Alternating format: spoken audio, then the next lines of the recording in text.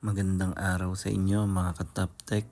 Meron nga pala tayong bagong printer, HP DeskJet Ink Advantage 2875. Ang maganda nga pala sa printer na ito ay Wi-Fi ready na siya. So pwede na kayong mag-print through Wi-Fi or network. Wireless na ito. Ang una nga pala natin gagawin sa pag-initialize sa ating printer ay ikakabit lang natin yung ink cartridge sa ating printer.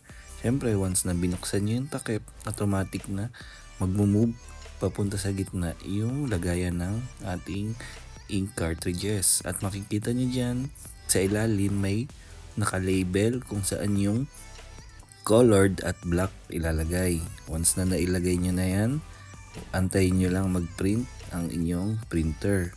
Mag-auto print na nga pala yan mga ka-Top Tech dahil kasama yan sa pag-initialize para ma-check kung naka-align ba yung print head ng inyong printer. Wait nyo lang matapos. After nga pala nyan, syempre ang next step na inyong gagawin ay itatry nyo rin yung photocopy sa inyong printer para naman ma-check nyo kung working din ba ang photocopying ng inyong printer.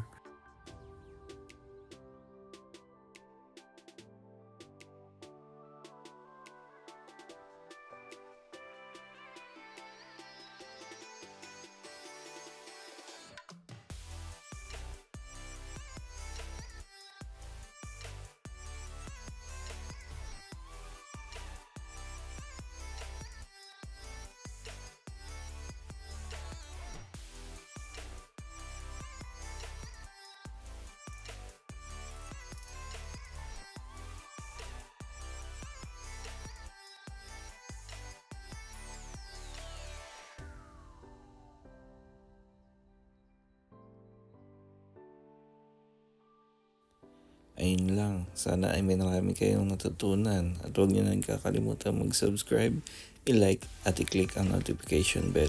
Maraming salamat.